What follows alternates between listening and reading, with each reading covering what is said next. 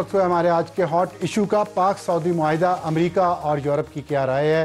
पूरी दुनिया की हुकूमतें और वहाँ का मीडिया और एनालिस्ट इस बात पर तबसरे कर रहे हैं जो पाकिस्तान और सऊदी अरब के दरमियान स्ट्रेटजिक मुआहिदा हुआ है। हमें ज्वाइन किया है तजज़ियाकार बैनुल-अक़वामी अमूर आदिल नजम साहब ने अमेरिका से, और उनसे बात करेंगे कि क्या इस वक्त व्यू है। अमेरिका से बैठ के आप ज़रा बताएंगे हमें, और यूरोप से मगरिब किस तरह देख रहा है इस मायदे को, क्योंकि ये दुनिया की तारीख में पहली बार हुआ है कि एक न्यूक्लियर पावर स्टेट पाकिस्तान और दुनिया का सबसे अमीर मुस्लिम मुल्क सऊदी अरेबिया, उन्होंने एक म्यूचुअल डिफेंस एग्रीमेंट किया है स्ट्रेटजिक।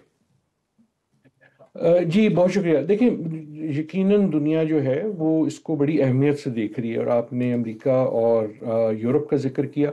मैं इसमें अगर आप कहें तो चीन और रूस को भी शामिल कर देता हूँ। बीजिंग और मॉस्को में भी देखा जा रहा होगा, चाहे आपको गुफ्तगू नज़र आए या ना आए। ये एक अहम डेवलपमेंट है।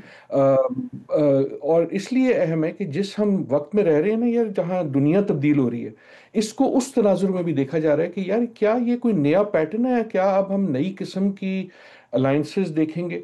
देखिए, अलाइंसेस से तो हम वाकिफ हैं, हमें याद है सीटो भी था और सेंटो भी था और नेटो अभी भी है, और एससीओ जैसी चीज़ की कोशिश की जा रही है, वो बढ़ रही है। लेकिन ना सिर्फ ये कि ये दो मुसलमान ममालिक हैं, उसकी अहमियत है, लेकिन दैट्स वन एस्पेक्ट। एक उनमें से न्यूक्लियर है, ये भी इंपॉर्टेंट है। और अब आपको बार बार बाय द वे ताने पड़ेंगे न्यूक्लियर होने के, या आप इसके लिए सीट बेल्ट बांध लें। बारी बारी आपसे पूछा जाएगा कि जनाब आपके न्यूक्लियर जो है महफूज है कि नहीं है। इंडियन लॉबी भी उस पर पुश करेगी, इजरायली भी करेगी। लेकिन जिस तनाजुर से, एक और तनाजुर से देखा जा रहा है, वो ये कि ये दो ऐसे ममालिक हैं जो बजाते खुद ग्रेट पावर नहीं है। They are major powers, they are big powers, लेकिन अमूमन जो ऐसे बनते थे ना, वो एक बड़ा चौधरी होता है। अमेरिका होता है वो सीटो सेंटो बना लेता है, नेटो बना लेता है, या चीन होता है वो एससीओ बना लेता है। सो जब आपकी अलायंसेस बनती हैं बिटवीन सेकंड टियर आप कह लें, या मेजर पावर्स लेकिन नॉट ग्रेट पावर्स, तो उसका मतलब ये समझा जाता है, ऐसा नहीं है पहली बार हुआ है, ये हमने 1913 के आसपास भी देखा, पहली जंग अजीम, दूसरी जंग अजीम के फौरन बाद भी देखा, जब मुल्कों को ये शक हो कि यार पिछला ऑर्डर टूट गया और जो हमारे गारंटर्स थे अब वो डिपेंडेबल नहीं है, तो फिर वो कोई इधर उधर देखते हैं, ऑल्टरनेटिव ढूंढते हैं कि हम फिर कोई अपना इंतजाम कर लेते हैं, प्लान बी बनाते हैं। प्रोफेसर ये बताइएगा, आपने कहा पिछला ऑर्डर टूट गया और नया ऑर्डर बन रहा है, और यही बात चीन भी बहुत अरसे से कर रहा है। आपने चीन का जिक्र भी किया, तो चीन पहले ये कह रहा है कि ये मल्टीपोलर वर्ल्ड होगा। क्या आप समझते हैं कि फॉर्मली आगाज हो गया है मल्टीपोलर वर्ल्ड बनने का पाकिस्तान और सऊदी अरब के इस मुआहदे के बाद, और इसमें अगर मजीद गल्फ मालिक शरीक होते हैं, और हो सकता है जो सिचुएशन है, पाकिस्तान ने जिस तरह चीन के वेपन्स के साथ विक्ट्री इंडिया के खिलाफ ली है, तो चीन भी इसमें आ जाए, तो आप समझते हैं कि मल्टीपोलर वर्ल्ड बनने का आगाज हो चुका है। देखिए, आपने बड़ा अच्छा सवाल किया। आपने शायद मेरी मुस्कुराहट देखी हो, तो मुझे अब प्रोफेसरों वाली बात करने की इजाजत दीजिएगा।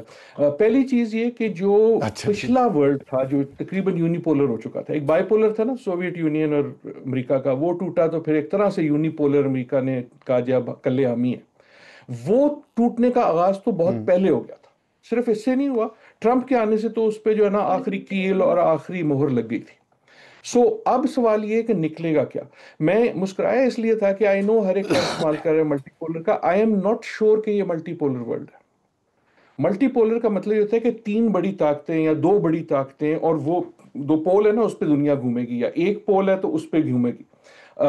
मल्टीपोलर जो है, उससे अलावा ये मेरे ख्याल में इस वक्त एक फ्रेगमेंटेड वर्ल्ड है, जिससे बाइपोलर या मल्टीपोलर निकल सकता है, लेकिन जरूरी नहीं है कि निकले। अमूमन तारीख में पोल्स नहीं होते थे, स्फेयर्स ऑफ इन्फ्लुएंस होते थे। मतलब सॉरी, मुश्किल वो कर रहा हूं, कहने का मकसद ये है कि जो इलाके का चौधरी होता था, रीजनल गेंद होती थी। ऑटोमन्स जो थे वो तुर्की के इर्द गिर्द उनकी चौधराहट थी। हैप्सबर्ग में जो थे सेंट्रल यूरोप में, उनकी चौधराहट थी। यूके जो था उसकी चौधराहट इंडिया वगैरह में थी।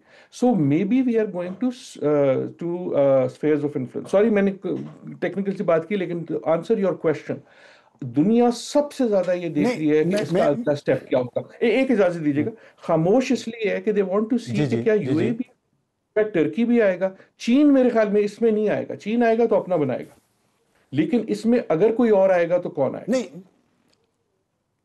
चीन आपने कहा अपना बनाएगा, चले मैं आपकी ये बात एग्री कर लेता हूँ यहाँ तक।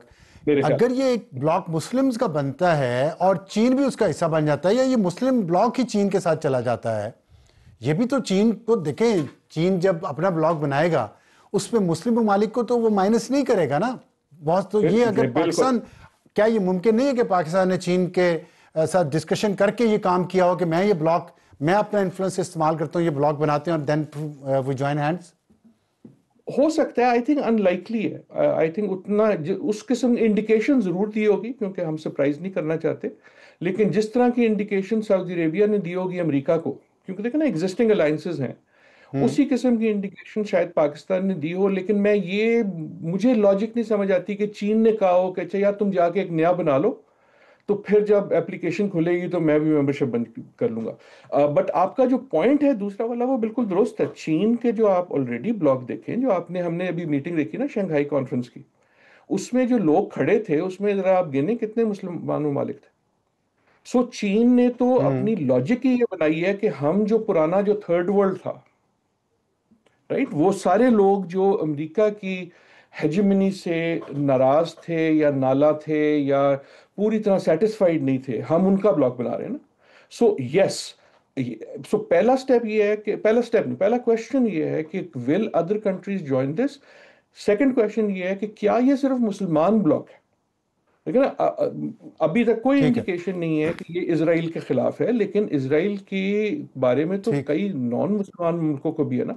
लेकिन अगर वो बनता है, how will it place with the Chinese block और द अमेरिकन ब्लॉक? आप ही ने सवाल किया, आपकी मार्केट में जवाब लेना चाह रहा हूं कि आपने कहा और कौन से मुल्क इसको ज्वाइन कर सकते हैं, आपके ख्याल में कोई और मुल्क ज्वाइन कर सकते हैं, कौन कौन से होंगे? देखिए, ऑब्वियस नाम जो लिए जा रहे हैं, ऐसा नहीं कि खबर है इसमें कोई, जो लोग जिस पे नजर रख रहे हैं वो ममालिक हैं जो बिल्कुल उस इलाके के हैं। कतर का जिक्र होता है, यूएई का जिक्र होता है, हालांकि उनकी पॉलिसीज दूसरी चीज़ों पे काफ़ी मुख्तलिफ हैं। दूसरे लेवल पे ये जिक्र होता है कि यार ये ओआईसी की मीटिंग के फौरन बाद हुई है, तो वहाँ जो लोग थे ना उनमें साइड से जो बातें हुई उससे निकली है। तो some of them, the obvious candidate that people are looking at is Turkey. लेकिन अगर टर्की इसमें आ जाता है, टर्की एक और बड़ा मुसलमान मुल्क है, एक और मिलिटरीली एंड इकोनॉमिकली स्ट्रांग मुल्क है। एक और जो दो और मुल्कों का नाम दिया जा रहा है, वो नॉट एज मेंबर, लेकिन उसका इम्प्लीकेशन क्या है, एक है ईरान और दूसरा मैं कहूंगा यमन। जिक्र कम होता है लेकिन मेरे ख्याल में इंपॉर्टेंट है, मैं बताता हूँ क्यों। ईरान इसलिए कि ईरान सऊदी अरेबिया के लिए भी इंपॉर्टेंट है, पाकिस्तान के लिए भी इंपॉर्टेंट है, लेकिन डिफरेंटली इंपॉर्टेंट है। लगता कई बार यह है कि ईरान और सऊदी अरेबिया की कशीदगी में थोड़ी सी कमी आई है। विल दिस इनेबल उसको और कम करके एक ज्यादा मुत्तहिद ब्लॉक बन जाना, which will be very major. आप सिर्फ इसका ज्योग्राफिया देख लेना, अगर टर्की ईरान हो। लेकिन अगर ईरान नहीं होता तो उसकी क्या इम्प्लीमेशन है। यमन का मैं इसलिए जिक्र कर रहा हूं कि यमन जो है वो वाहिद मुल्क है जिसने मिलिट्री एक्शन किया है अगेंस्ट इसराइल, और उसकी इस वक्त जो है कशीदगी और जंग आप सऊदी अरेबिया से भी है। सो हमारे अपने भी तो मसाइल है ना मुसलमान दुनिया के। सो द क्वेश्चन मैं जो रेज कर रहा हूँ, ये कर रहा हूँ और लोग ये कर रहे हैं कि क्या इसकी वजह से एक नई मुस्लिम पॉलिटिक्स जन्म लेगी। जिस तरह वो भुट्टो साहब की इस्लामिक समिट के बाद एक नया उम्मा की, जिसको कहते हैं, एक नई मीनिंग आई, एक नया इम्पेटस आया। तो क्या इसकी वजह से नए डायनामिक्स खुलेंगे कि जहां पुरानी दोस्तियां या दुश्मनियां जो हैं वो रीअलाइन होंगी। So that is why the world is looking at it. Professor, क्योंकि जो होगा दैट इज आखिर में मोर सिर्फ ये बता दें, वॉशिंगटन इस मायदे को कैसे ले रहा है? मेरे ख्याल में वॉशिंगटन इसको बहुत तजब्जुब से ले रहा है। और वॉशिंगटन में दो चीजें ना, एक तो ये कि ट्रंप साहब क्या ले रहे हैं, और दूसरा ये है कि अमेरिकन एस्टेब्लिशमेंट क्या ले रही है। ट्रंप साहब के देखे ना, उनके बेस्ट फ्रेंड्स में तो MBS top of the list में शामिल होते हैं। सो क्वेश्चन ये है कि अभी तक इंटरेस्टिंग बात ये है कि उन्होंने कोई ऐसी नेगेटिव बात नहीं की, उन्होंने कोई इसकी मुखालफत नहीं की, या जिस किस्म की वो अमूमन कर देते हैं, शुर्लियां छोड़ देते हैं। आप कैसे देखते हैं इसको, उन्होंने नेगेटिव बात नहीं की? इन द सेंस कि जिस किस्म की चीजों का हम ट्रंप से एक्सपेक्ट करते हैं ना, कि when he doesn't like something तो वो तो फ्रंट फुट पे जाके हिट आउट करते हैं। So I think he is also, हाँ, आई थिंक वो wait and see, I think वो वेट एंड सी कर रहे हैं। He wants to find out from MBS himself कि क्या इसका मतलब है कि मेरी इन्फ्लुएंस को, इस वक्त तो देखे ना, हम भी उनके दोस्त हैं और सऊदी अरेबिया भी उनका दोस्त है। मैं एक बात जाते जाते कर लूं, बड़ी जी। अजीब किस्म की सिचुएशन है, हमें तो इसकी बिल्कुल आदत नहीं है। इस वक्त वाहिद कौन से है वो मुल्क हैं जिससे अमेरिका भी दोस्ती दोस्ती खेल रहा है, चीन भी दोस्ती दोस्ती खेल रहा है, रूस भी दोस्ती दोस्ती खेल रहा है, और ये मुआहदे भी हो रहे हैं। So Pakistan has found itself suddenly in this sweet spot.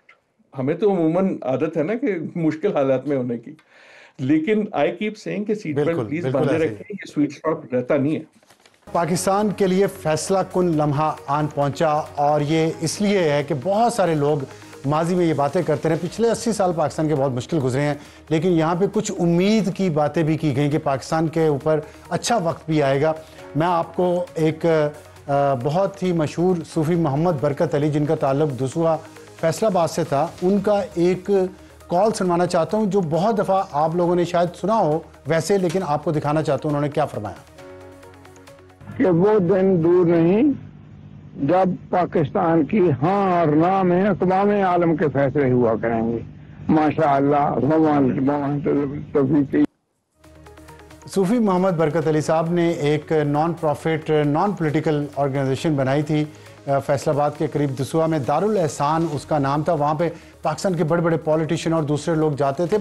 बहुत उनकी इज़्ज़त और एहतराम था। कई किताबों के वो मुसन्नफ़ थे, और उनकी याद में एक पाकिस्तान ने एक यादगारी टिकट भी 2013 में जारी की थी मैन ऑफ लेटर के उस रेफरेंस के साथ। तो उन्होंने ये कहा, और अभी जो इंडिया के साबिक सफ़ीर हैं थे सऊदी अरब में, उन्होंने तलमीज़ अहमद साहब ने उन्होंने बीबीसी को इंटरव्यू देते हुए ये कहा है कि जो अभी मुआहिदा हुआ है पाकिस्तान और सऊदी अरब के दरमियान, तवील मुद्दत में देखें तो ये इंडिया के लिए किसी भी तरह से अच्छा नहीं।